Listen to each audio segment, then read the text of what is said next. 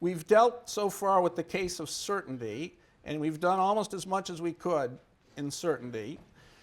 And I now want to move to the case of uncertainty, which is really where things get much more interesting and things can go wrong. So I'm going to cover this. OK, so we're ready to start.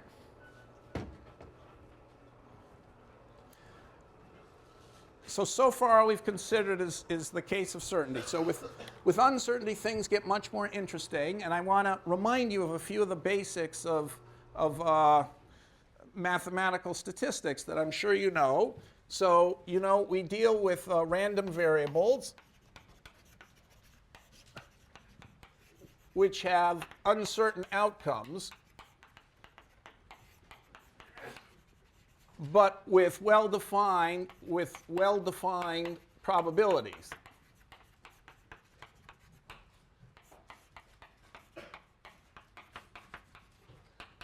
Okay, so another step that we're not going to take in this course is to say people just have no idea what the chances are something's going to happen. Schiller thinks we live in a world like that, where, you know, who knows what the future is going to be like, and people, they hear a story and then everybody gets wildly optimistic, and then they hear some terrible story and then everyone gets wildly pessimistic, you know, and that kind of mood swing can affect the whole economy.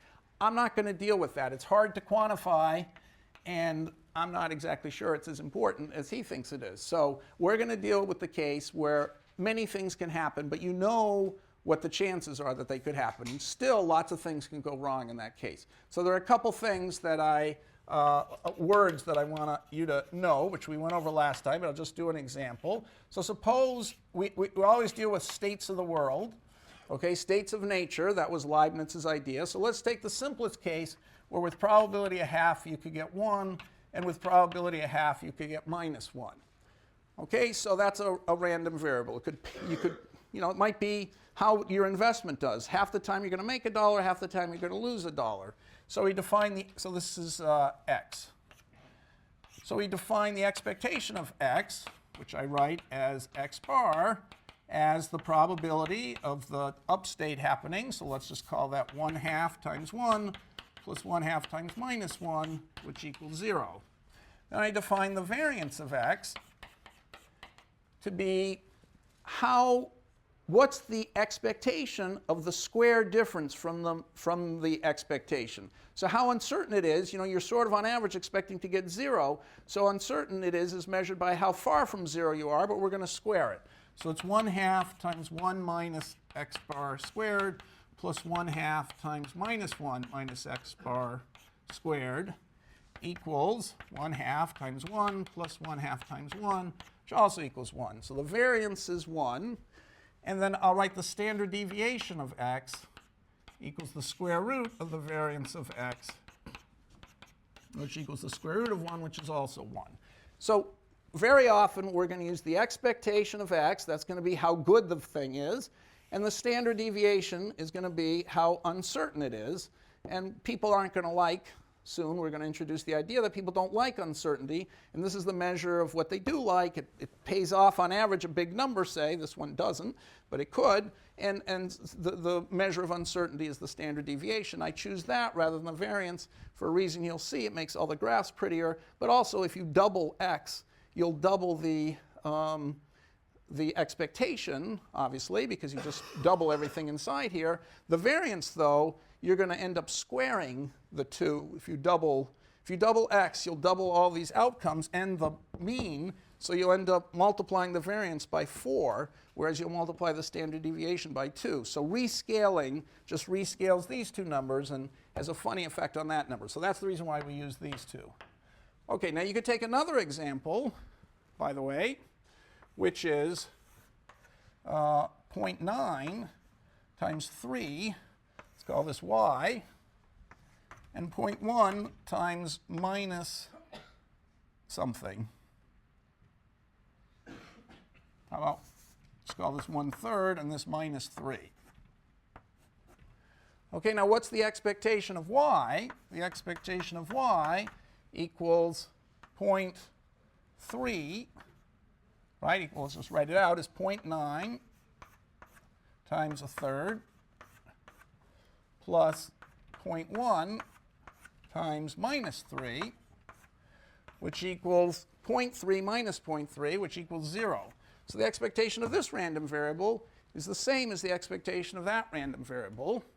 And now the variance of this, of y, is 0.9 times a third minus 0 squared plus 0.1 times minus 3 minus 0 squared, which equals 0.9 times 1/9, right, plus 0.1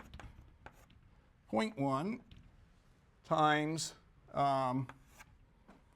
9, okay, which equals 0.1 plus 0.9, which equals 1, which is the same as the other one. So here we've got another random variable, which looks quite different from this. So clearly, standard deviation and expectation don't characterize things. This looks quite different from that one, has the same standard deviation and the same expectation. Okay, so we're going to come back to what the differences between these two variables in a second. So there's another thing I want to introduce, which is the covariance of x and y. Okay, so we could look at the outcomes of these variables. Where am I going to write this? We could look, I'll write it over here. We could look at the outcome of these variables in a picture like this. And so here we have x and here we have y. So x could turn out to be 1 when y is a third. Okay, and x could turn out to be 1 when y is minus 3. So here's an outcome and here's an outcome. And x could be minus 1. And we could get a third or minus 3. So there are 4 outcomes which looked at here. Okay, so if you looked at x alone, it's got a 50-50 chance you're here or here. If you look at y alone, it's a 90% chance up there and a 10% chance down there. So those are called the marginal distributions. But the joint distribution, we would have to add a number. So if you looked at x alone, by the way, you would say x alone, you would say here's 0, here's 1, here's minus 1. So you could have this or this with probability a half and a half. And y, you know, you could have, so we'll do it this way. With y, you could have a third or minus 3. And here the probability is going to be 0.9 and 0.1. So that's what we have. Those are the, this is 0. Those are the pictures that we started with. Okay, so you know where x could end up and where y could end up. Well, you don't know where they jointly could end up. So if they end up on the long diagonal, that means when x is high, y tends to be high, and vice versa. If you end up down here, x is low and y is low. So to the extent that the probability is on the long diagonal, they're correlated together. To the extent that the probability is on the off diagonal, they're negatively correlated. So anyway, to get a sense of that, the covariance is going to be the probability of 1 comma a third times 1 minus x bar times a third minus y bar, okay, plus the probability of, I'll just go around the circle, of minus 1 comma a third times minus 1 minus x bar times times a third minus y bar, okay, plus the probability of minus 1 and a third. Sorry, what did I just do? I did minus 1 and a third. I've already done that. So I'm down here. So minus 1 and minus 3 times minus 1 minus x bar times minus 3 minus x bar plus probability of the ordered pair. Should that minus 3 be x bar or y bar? Thank you. And probability, what's the point I haven't done yet? 1 comma minus 3 times 1 minus x bar times minus 3 minus y bar. Okay, so now why does that covariance pick up the idea of correlation? Well, to the extent that the probabilities are high here and over there on the long diagonal, this term is going to get a lot of weight. And what is the other term? minus 1, minus 3, and this term is going to get a lot of weight. So to the extent that you're on the long diagonal, this term and this term are going to get a lot of weight. But you see those terms, this is going to be positive because it's 1 minus 0 and a third minus 0, so that's a positive term. And this is negative, minus 1 minus 0, minus 3 minus 0. So negative times a negative is also positive. To the extent that you're down here and up there, you're going to get big positive numbers in the covariance. To the extent you're on the off diagonal, you'll get big probabilities here, but they all multiply negative terms. This is a minus and this is a minus because one of the terms is above the mean and the other one's below the mean. That's what it means to be in the off diagonal. So covariance is giving you a sense of whether things are moving together or moving the opposite way. Okay, so those are the basic things that you have to know. And I guess another couple things are the covariance is linear in x, right? Because if you double x, every time you see the x variable, over here it's always an x outcome minus an x bar, an x outcome minus an x bar, an x outcome minus an x bar, an x outcome minus x bar. So if you double x, you're going to double every term. So it's linear in x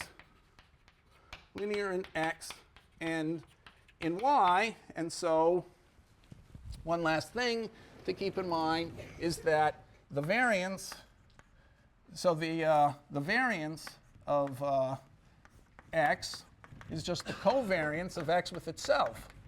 Obviously, if you just plug in x equal to y, you just get the formula for covariance.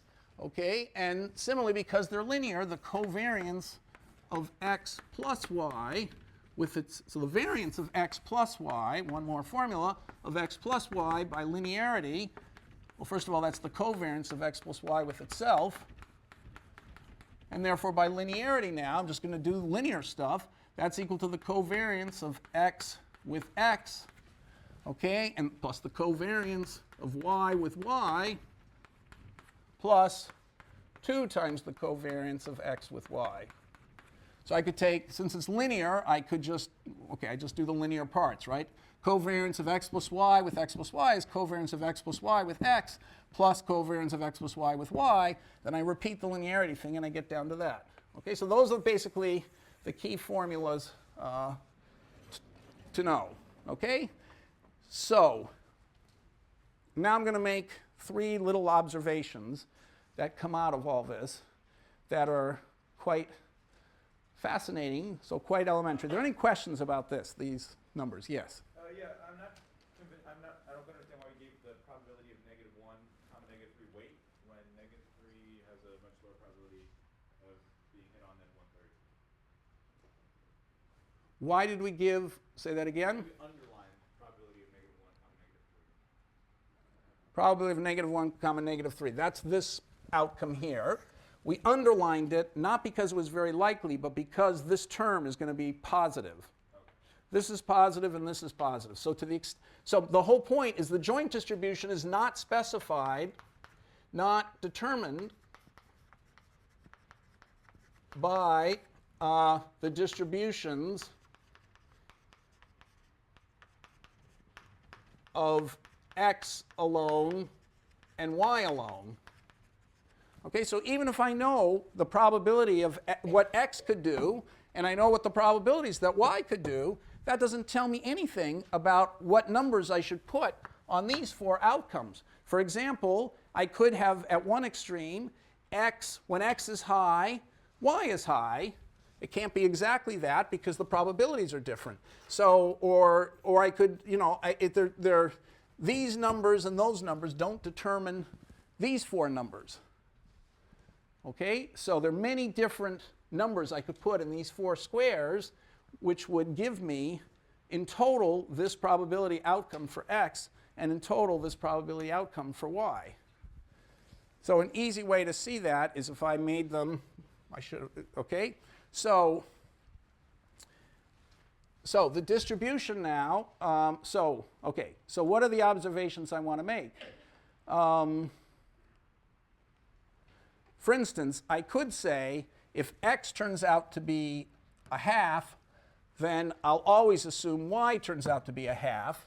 Okay, and then with the other 40% of the time, y might turn out to be, when y is high, x might have to turn out to, so I could have that, you know, I could put so here are some ways I could do this. I could put 50% here, 0.5 here, right? So 50%, then 40% of the time, this is going to turn out, okay, so I have a 0.5 here. Okay, then what could I do with the rest of this? This plus this has to add up to 50%. Okay, and so 50%, I could have x turn out to be here. 50% of the time, x.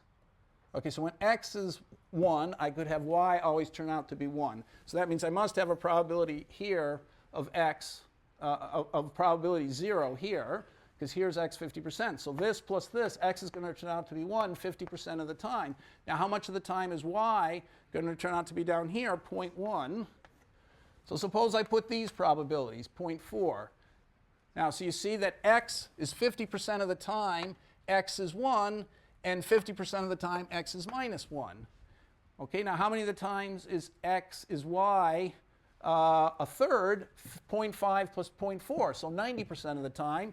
And then 10% of the time, y is minus 3. So here's one way of putting probabilities on the dots that produces this outcome. But I could have chosen another way of doing it, the way that you probably had in mind, where I assume they're totally independent. That is, knowing the outcome of x, in this way of doing it, if I know that x turned out to be 1, y has to turn out to be a third. So they're very dependent. X is somehow causing y or determining y. X has a lot of information about y. Suppose I make them independent. I say what happens here has nothing to do with what happens over there. Then I'd write the probabilities. Instead of these, I'd write it 0.45. Okay, I take a half times 0.9 is 0.45, and then the chance that you go down for x, which is 0.5, and up for y, which is minus 0.4, which is also 0.45 here. Okay, then I'd go 0.05 here and 0.05 there. So here, knowing that y has a good outcome tells you nothing about what x is going to do. It's still equally likely x was good or bad. Knowing that y had a bad outcome, x is still likely to be equally likely good or bad. Okay, and similarly, knowing the outcome of x tells you nothing about the outcome of y. This is 9 times this, and this is 9 times that. So the yellow is independence, okay, which is probability x equals x times and y equals y equals the product, probability x equals x times probability y equals y. So that's the case of independence. So in the case of independence, knowing something about one variable tells you nothing about what happened to the other variable. But you could do other joint things. So knowing each of them separately doesn't tell you how they're jointly distributed. And the covariance is an effort to see whether they're sort of correlated together or whether they're correlated independently. So independence, by the way, independence implies covariance equals 0. Okay, and that's obvious because what's happening in the x variable has got nothing to do with what's happening in the y variable. So since it's linear in x, you can hold y fixed, and the x is just the same, and you're going to get something that adds up to 0. So for any fixed value of y, this number will just give you the expectation of x, which won't depend on y, and it's going to be 0 in every case. So therefore, if they're independent, the covariance has to be 0. Okay, so independence means x and y tell you nothing. That means the covariance is 0. They could be positively distributed like up here or negatively distributed, either way you want to do it. Does that make sense? You asked me about this. Yeah. Okay. All right, so what are the key simple observations here that are going to inform a lot of our behavior under uncertainty? Well, it's going to turn out that expectation is good and standard deviation is bad. Okay, so if we take this variable that we just found, x and y were both here. X and y were both there. Right, they each had standard deviation 1 and expectation 0. So this is the standard deviation. So x is here, and by the way, so is y. Same thing. Well, suppose I put half my money into x, and I put half my money into y. And if I put half my money in each, let's say I get half the payoff of each. Okay, I make half a bet and I get half the outcome. What happens to my expectation? Well, the expectation of that obviously equals a half x bar plus a half y bar, which also equals 0. So it's staying the same. The expectation hasn't moved. But what's the variance of a half x plus a half y?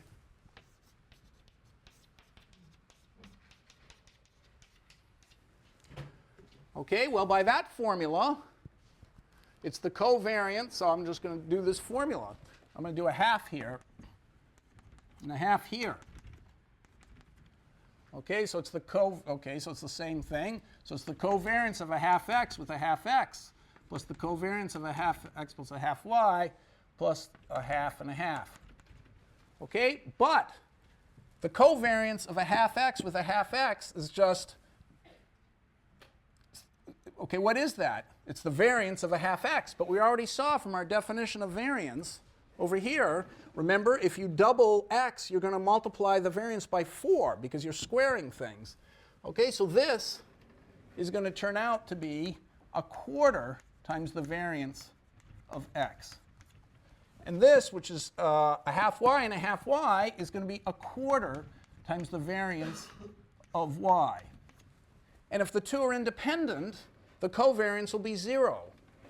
So in this example of these two variables, if I take the orange distribution where they're independent, you know, I can do an x outcome and have this standard deviation and this expectation, 0 expectation, and that standard deviation. I can do the y thing, get the same standard deviation, or I can put half my money in each. It seems like a total waste of time to put half my money in each. After all, they give me the same standard deviation. But no, it isn't. If they're independent, you're shockingly, drastically reducing your standard deviation. Because if they're independent, the covariance is 0. And so this plus this, the variance of x equal the variance of y, is just the half the variance of x equals half the variance of y.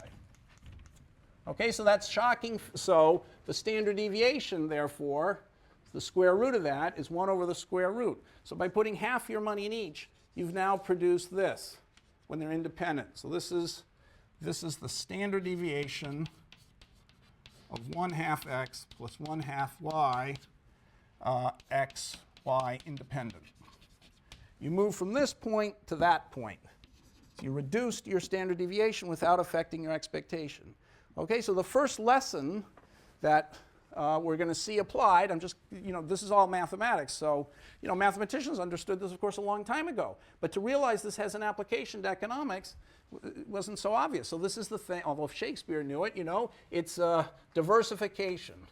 So don't put all your, spread your investments out into different waters. Shakespeare, Antonio had a different ship on each ocean. So instead of putting all the ships on the same ocean, he put them on different oceans, which he assumed was independent. So he had the same expected outcome, assuming the paths were just as quick to wherever he was selling the stuff. Same expected outcome, and that each of the waters were equally dangerous, but he drastically reduced his variance. And because there were a lot of oceans and a lot of ships, this number went down further and further. So the key is to look for independent risks. Okay, so that's one lesson in mathematics that has a big application in economics. What's a second thing? Well, the second thing is that if you add a bunch of risks together, so I'm going to say this loosely, so this is if you add a bunch of risks together. So by the way, what's a generalization of this? Before I say this, if you had n independent risks with identical means and variances, okay, means, let's call them all x bar, and variances sigma squared. Okay, let's say they all have expectation E and standard deviation sigma squared, variance sigma squared, each of them has that. Then what happens to the, Okay, so each of them has standard deviations. So they're all identical, like x and y have the same expectation 0 and the same standard deviation 1. Suppose I had 20 of those and I put 1/20th of my money into each of them. What would happen to my expectation? 1 over n dollars in each one implies what happens to my expectation. If expectation equal to what? Each of them had expectation E. I now split my money among all of them, all with the same expectation. That also has to have expectation E. Right? Just like this thing, putting half my money in Y and half my money in X, wherever the X went, Y was over here, X is there. Half my money in X and half my money in Y is going to give me the same expectation. If I had 12 projects like that that were independent, I'd still have the same expectation. But my standard deviation, what's going to happen to my standard deviation? Well, the variance is going to be, so what's going to happen to the standard deviation?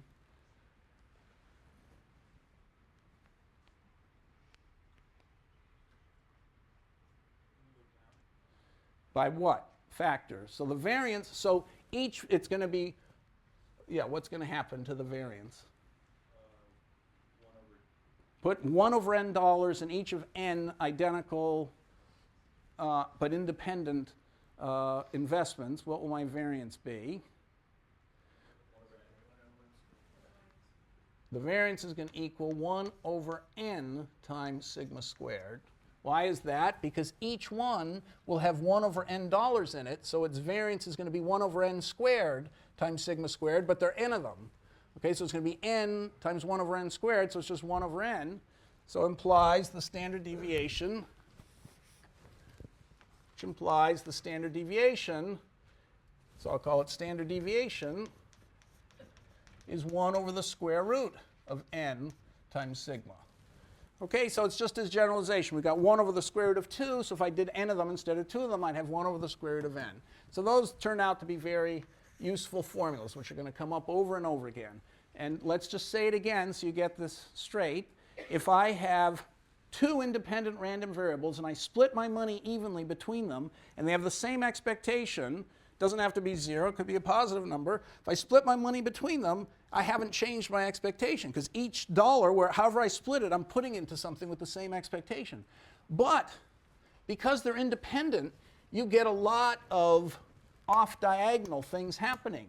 The off-diagonal things, remember, are canceling. One investment's turning out well, X's, sorry, that's on the diagonal. The off-diagonal elements are good in a way, because if one investment's turning out well, turning out badly, the other one's turning out well. So here, investment Y is turning out badly, but X is turning out well. So to the extent you're off the diagonal, you're canceling some of your bad outcomes, because one's good and the other's bad.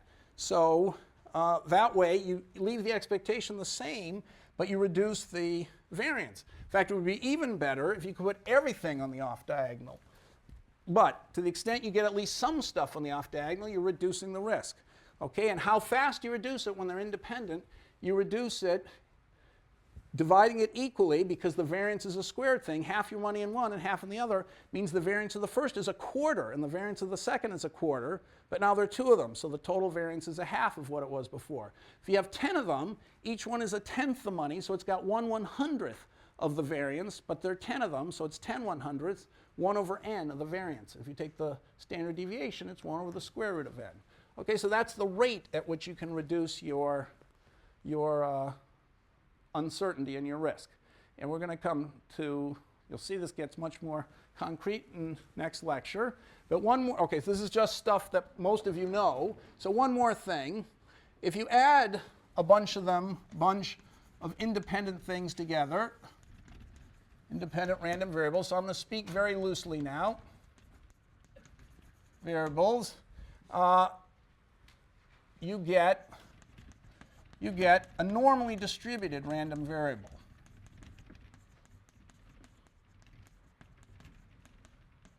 Random variable, normally distributed random variable with the corresponding expectation and standard deviation. Okay, now, so if you take these, you take half your money in each, so if you took, okay, so what am I saying? Okay, so I don't want to speak too precisely about this because if you've seen this before and seen a proof, you know everything about it. If you haven't, it's just too many subtleties to absorb. But the normal distributed random variable is the bell curve that looks like that. Wasn't too, okay, looks like this. Oh. Okay, so there's the bell curve with expectation 0. Okay, so it's this bell curve. Now, what's special about it? It has a particular formula, which has got an exponential to a minus x squared thing. And it's got a particular formula to it, which if you know, you know. If you don't, it's written down. We're never going to use the exact formula. But it looks like that. So these are the outcomes x, and this is the probability of outcome, or frequency of outcome. Okay, so the bigger x is, and this is the mean, equals 0. I've assumed the mean is 0. So this is, if you take a really big x, it's very unlikely to happen, and a really small x is very unlikely to happen, and x's near the mean are pretty likely to happen. So anyway, it's amazing that if you add this random variable to itself a bunch of times, it can only produce 1 and minus 1. Right? This one produces totally different outcomes. A third and minus 3. They're completely separate they're disjoint outcomes.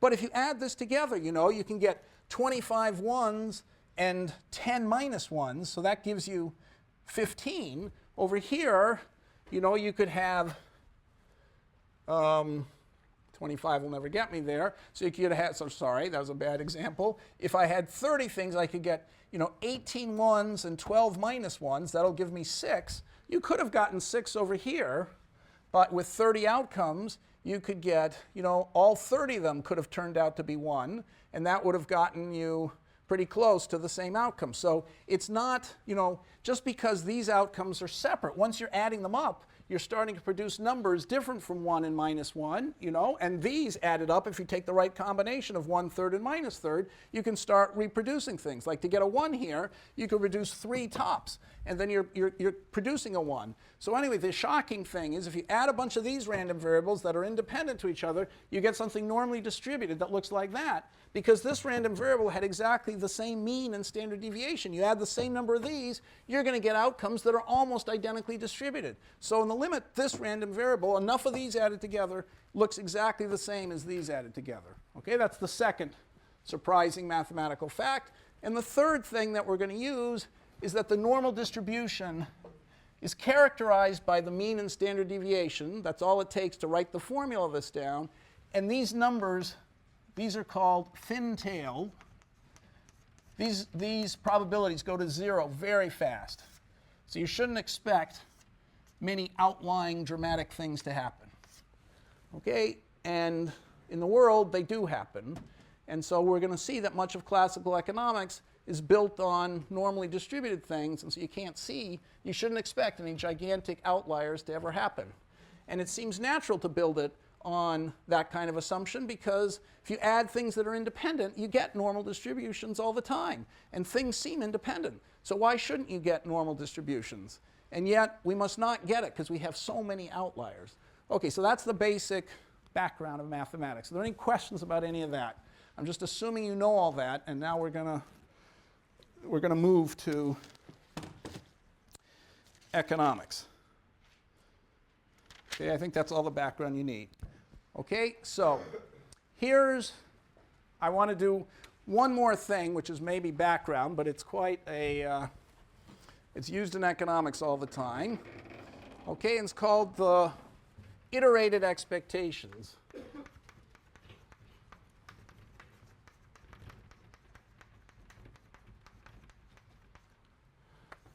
Okay, so if I told you that these variables were correlated, like these up here, like the orange things, if I told you what x turned out to be, that would tell you a lot about what y was going to be.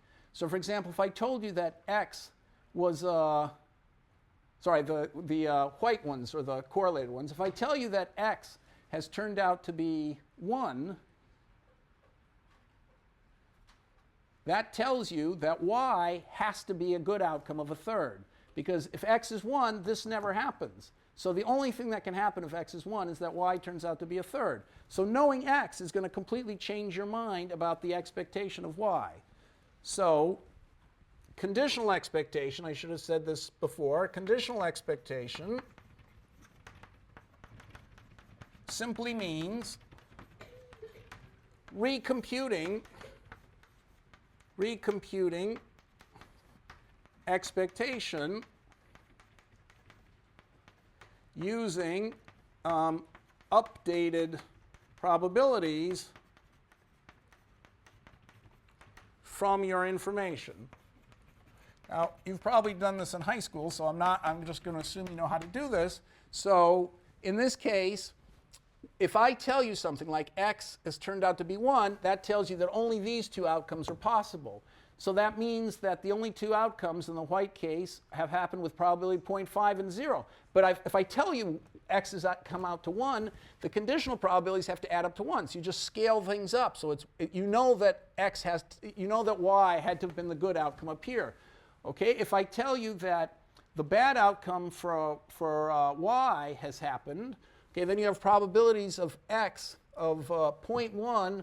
Okay, so the 0 makes things too easy. Suppose I tell you that the good outcome of y has happened. What are the chances now that x has gotten the good outcome in the white probability case? If I tell you that y turned out to be a third in the white probability case, what's the probability that x turned out to be 1? Conditional on that. 5/9. Okay, so that's it. Because the probabilities are now, you're reduced with 0.4 and 0.5, so 5/9 of the time. Okay, so that's an idea which I assume you all can, it's very intuitive and it's way too long to explain, and I'm sure you know how to do that. So anyway, the conditional expectation, blah. So the iterated expectation is simply this. It's an obvious idea, but it's going to be incredibly useful to us. It says, if you ask me, what are the chances that the Yankees are going to win the World Series against the Dodgers, let's suppose that's who it's going to play, the Yankees are going to beat the Dodgers, what do you think the chance, what's the probability that's going to happen? What do you expect the chances are? If I then ask you my opinion after the first game, well, obviously if the Yankees win the first game, my opinion is going to go up. So I'm going to have a different opinion. If the Dodgers win the first game, my opinion is going to go down. So I'll have a different opinion. But you can ask now another question. What's your expected opinion going to be? So the law of iterated expectations is the expectation of x has to equal the expected expectation of x given some information. So here's what I think. The Yankees are 70% likely to win. If I say after the first game, I'll think it's 80%. And after the first game, if the Dodgers win, I'll think it's gone down to, 65%. It had better be that the average of my opinions after the information is the same as the number I started with. Okay, that's just common sense, and I'm not going to bother to prove that. So that's incredibly important that it's not only the expectation of x, but as you learn stuff, you can anticipate your opinion's going to change, but your average opinion has to always stay the same as x was. Okay, so that's the last of the background. And now I want to do a simple application of this. So in fact, to that very question, suppose that you're playing a World Series. The Yankees are playing the Dodgers, and let's suppose that the Yankees have a 60% chance of winning any game. I'll just do it here. Yankees have a 60% chance of winning any game. What's the chance the Yankees win a 3-game World Series? How do you figure that out? Well, a simple way of figuring that out is to say, well, what could happen? Life can mean a Yankee win, let's call that an up, or a Yankee loss, let's call that a down. Okay, and this could happen with probably 0.6 or 0.4. The Yankees could win again. Okay, so that's probably 0.6. We have 2 Yankee wins. Or the Yankees could lose the second game, so that's probably 0.4. The Yankees could lose or could win. That's 0.6, and this is 0.4. Okay, and we've only played 2 games. The Yankees could win a third. Well, you don't need to play this game because they've already won a 3-game series, but if you did, it wouldn't matter. 0.4. Or we could go up or down. Okay, the Yankees, after winning and losing, could then win, probably 0.6, or could lose. Okay, or after losing and winning, they could win again, or they could lose. After losing and winning, they could lose. So this is probability 0.4, and this is 0.6.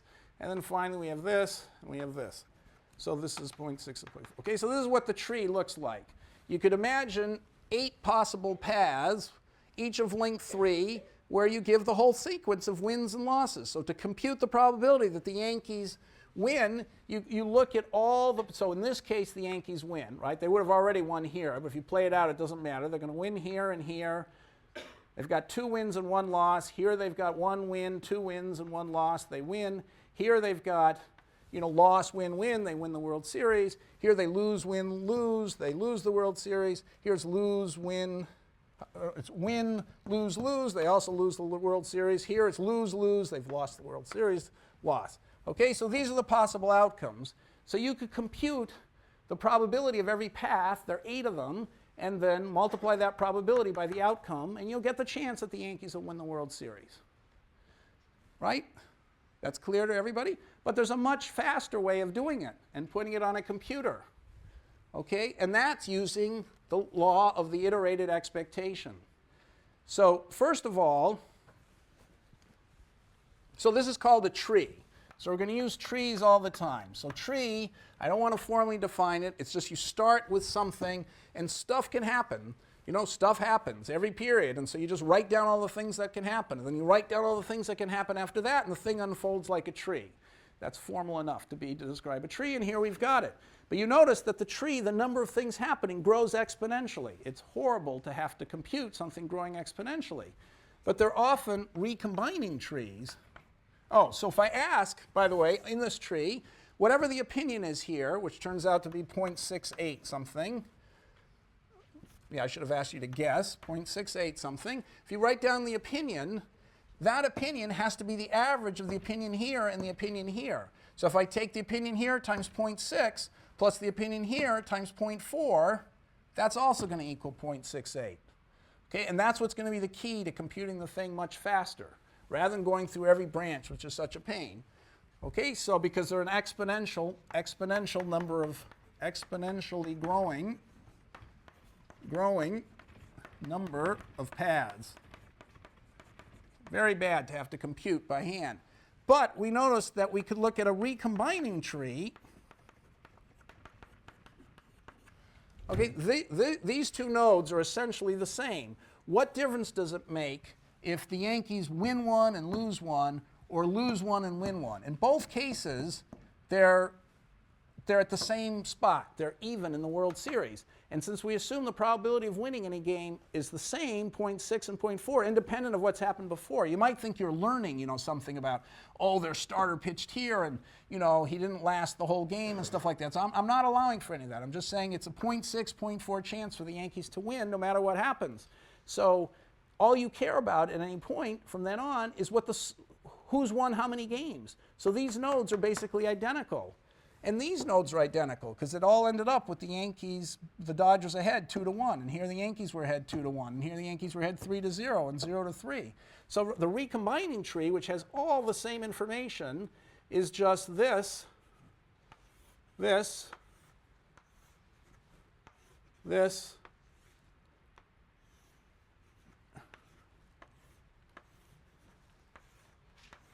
okay, this tree. So this tree only has 1, 2, 3, 4, 5, has it's 1 node, 2 nodes, 3 nodes, and 4 nodes as time goes by, it growing linearly instead of growing 1 to 2 to 4 to 8, which is growing exponentially. So I could have a very long World Series and write it as a finite tree and just put 0.6 and 0.4 here at every stage. Okay, so how am I going to solve this now? Well, over here, I know the Yankees ended up winning all 3 games. Here they won 2, here they won 1, here they won none. So those are the outcomes. So instead of trying to figure out path by path with these exponential number of paths what the chances of each path are, well, it's hard to compute. Here it's 0.6 times 0.6 times 0.4, complicated calculation. Okay, I'm now going to do something simple. I'm going to say, what would I think if the Yankees had already won 2 games? Well, I know that they would win. Okay, that's a 1. The series is already over. What would I think after the Dodgers won the first 2 games? I know it was over. What would I think? And so how did I get that? It's 0.6 times 1 plus 0.4 times 1. That's 1.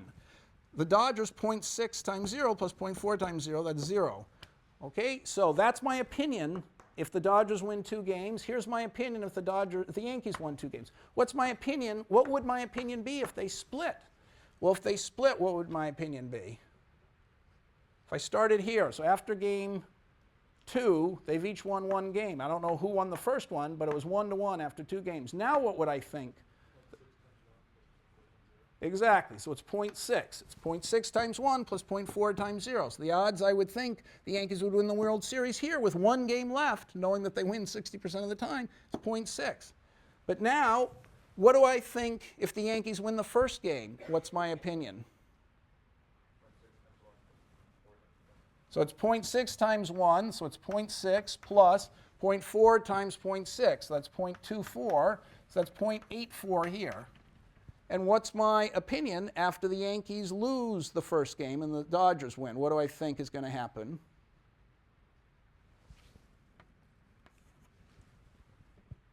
What will my opinion be here? It's 0.6 times having an opinion of 0.6, so it's 0.36, plus 0.4 times knowing that's all over, plus 0.4 times 0. So it's equal to 0.36. Okay, so so I've now figured out, not only am I solving this thing much faster than I could over there, but I'm finding interesting numbers on the way. I'm now figuring out, what would I think after the Yankees won the first game? Well, now I think it's 84%. What would I think after the Dodgers won the first game? I think it was only 36% chance of the Yankees winning. Okay, and so now what's my opinion at the very beginning? It's 0.6 times 0.84. It's my chance of having this opinion plus my chance of having that opinion, plus 0.4 times 0.36. Oh no, 504 maybe plus 2144. What is that?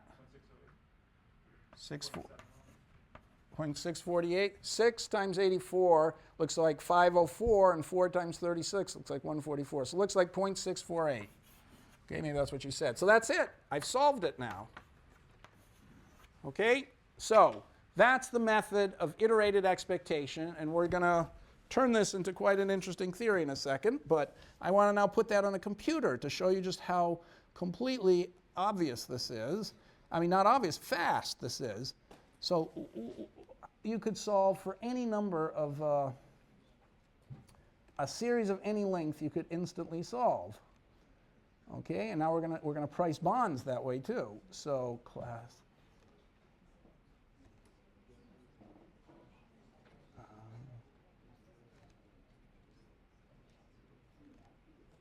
Okay, so what did I do? This is a spreadsheet you had. I simply had the probabilities of the Yankees winning, which was 0.6, which I could change. Oh.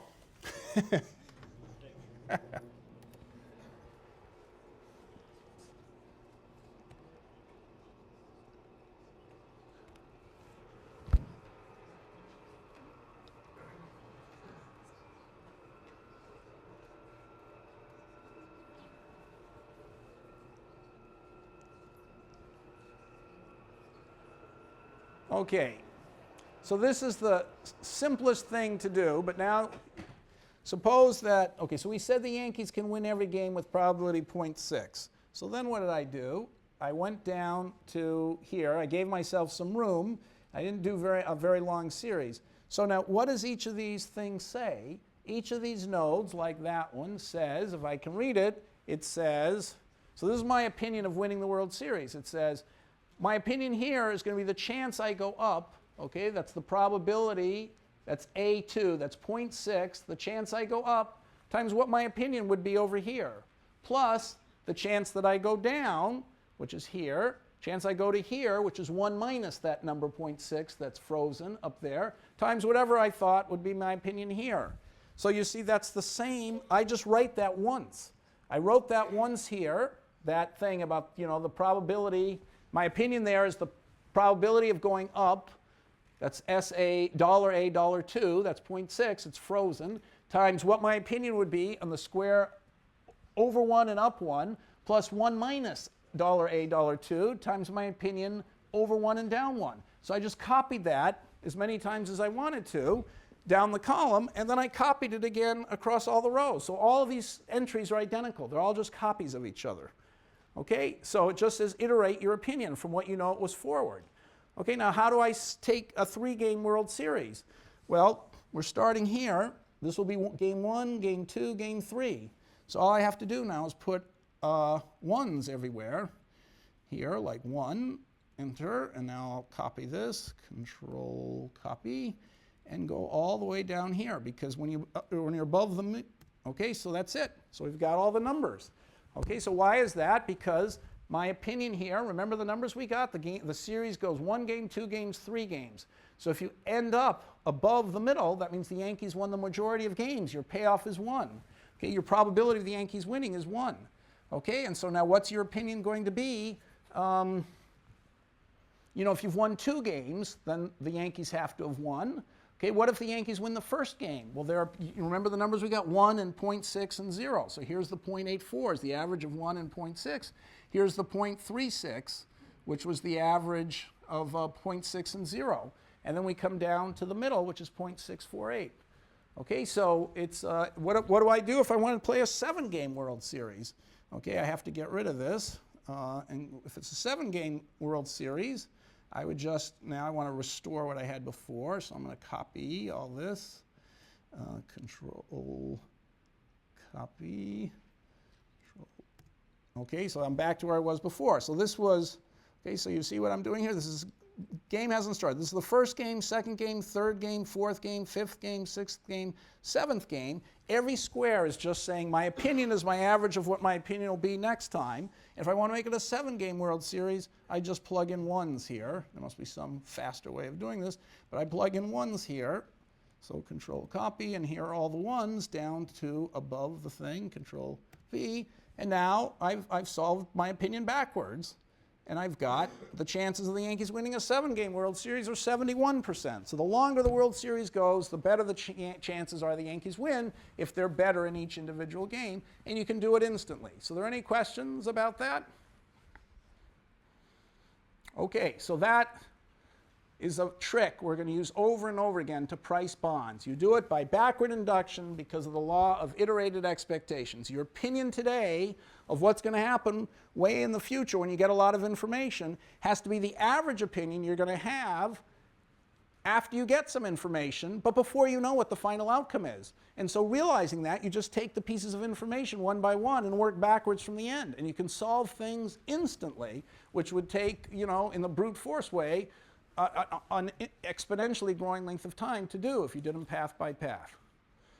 Okay, so let's now, I now want to turn to an application of this to one subject, which is, let's just not do the World Series. Let's do a more interesting problem. I hope I have time to finish this story. Okay, so the more interesting problem is this. Let's suppose that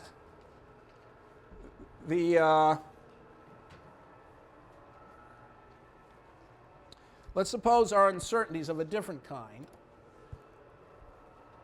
Instead of not knowing the outcome of the World Series, let's say we don't know how impatient we are.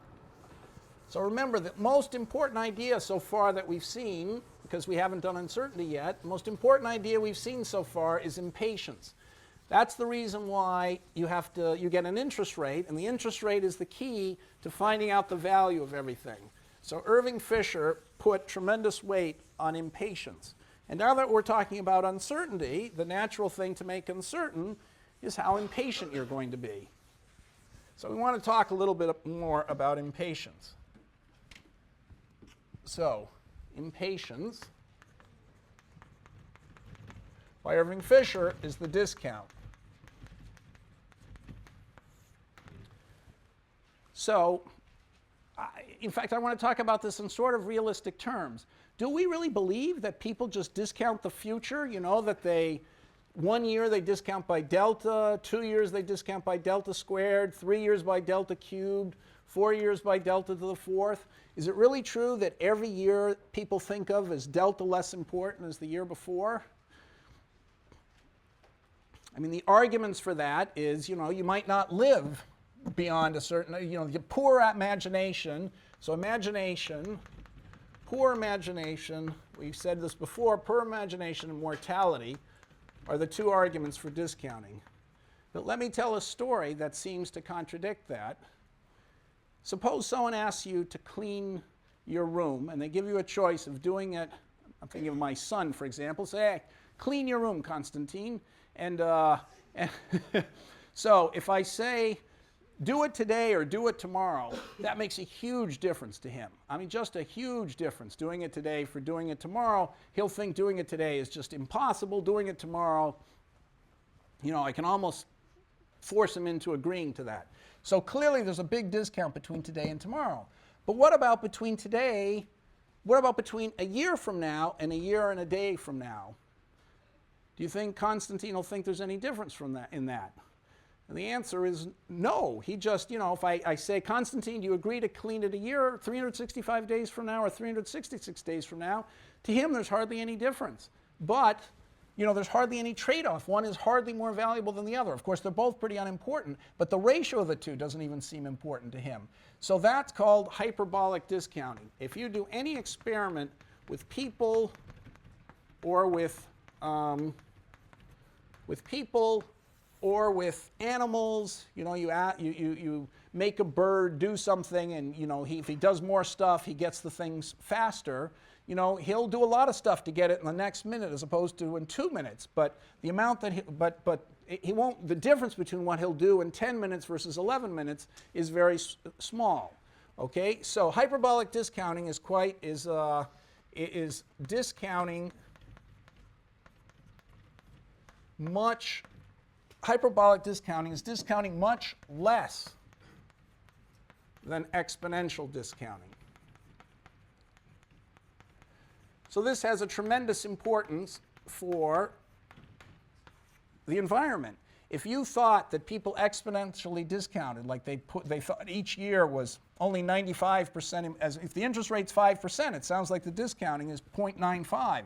So if next year's only 95% as important as this year, and the year after that is only 95% as important as the first year, and the third year is only 95% as important as the second year, 0.95 in 100 years to the 100th is an incredibly small number. So there's no point in doing something today and investing a lot of resources in order to clean up the environment and help people 100 years from now. Because by discounting it this much, nobody could, you know, what's the difference? Because the future is so unimportant. You shouldn't be investing resources now to do something that's going to have such a small effect later.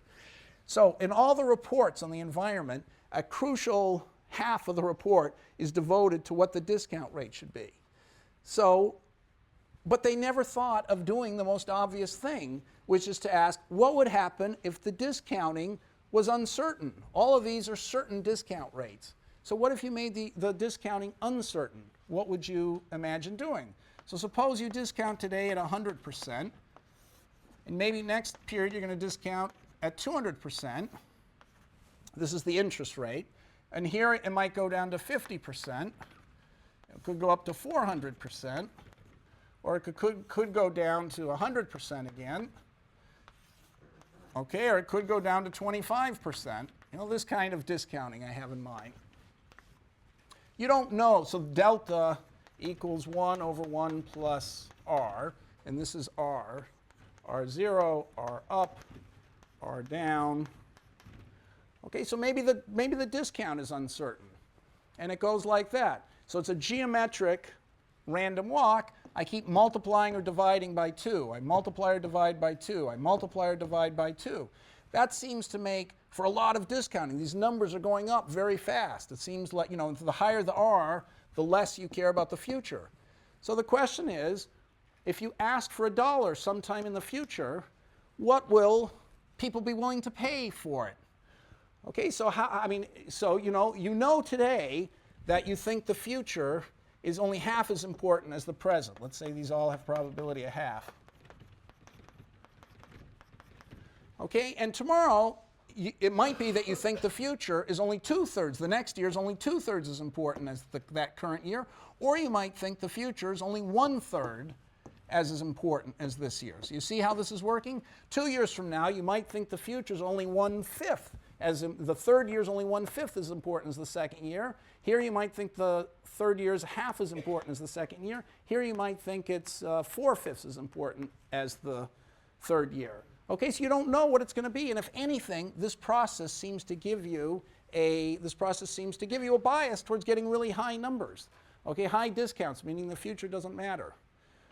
Okay, so, but nobody bothered to stop. So this is the most famous interest rate process in finance. This is called the Holy interest rate model, where you think today's interest rate might be 4%. Maybe it'll get maybe it'll be 10% higher next year or 10% lower. And it'll keep going up and down like that. And that's the uncertainty about the interest rate. So if we think interest rates are so important and patience is so important, and we want to add uncertainty, first place to do it is to the interest rate. And the Holy model in finance does that. Nobody bothered to compute this out more than 30 years. Okay, suppose you compute what out? Suppose you get $1 for sure in year 1. Okay, how much would you pay for $1 in year 1? Well, your discount is 100%. You'd pay $0.50. How much would you pay for $1 in year 2? $1 in year 2, well, you know how much more $1 now is worth than a year from now, but you don't know 2 years from now, so you have to work by backward induction. Here, $1 for sure is worth $1. What would I pay for it here? I'd pay $1/3 of $1. Okay, and what would I pay for it here? Well, the discount is 2/3. I'd pay 2/3 of $1. So what would I pay for it back here? I'd pay half times 1/3 plus half times 2/3 discounted by 100%. So that's some low. So it's a half. So it's 1/3 plus 1/6, which is a half times a half, which is a quarter, I guess. Okay, so I'd pay $0.25. So for any time, I could figure out d of t equals amount I would pay. I'm going to be done in 1 minute. Amount I would pay today for $1 for sure at time t. And that number, obviously, is going to go down as t goes up. So, and we know how to compute it by backward induction. You just put the ones further and further out, and then you go backwards by backward induction. But just like for the World Series, I could do that for any t, however big I want to. In a computer, in the spreadsheet, which I wrote for you, you could do this instantly. Okay, and nobody bothered to do this for t bigger than 30, because bonds basically don't last for more than 30 years. So what's the point in doing it for t bigger than 30? So 100 years, there are virtually no financial instruments that are 100 years long, so they didn't bother to do this. Suppose you did it for every t, up to 1,000 years. Well, you could do it on a computer very easily. You could even prove a theorem of what it's like. So in the problem set, I'm going to ask you to do a few of these, and what you're going to find is that people are hyperbolic, that you discount a lot. Like, it's pretty close to 100% for the first few periods, but after that, you're going to be, anyway, you're going to find out what the numbers turn out to be when you do it in a computer. Okay, so we're going to start with random interest rates next period, the most important variable in the economy.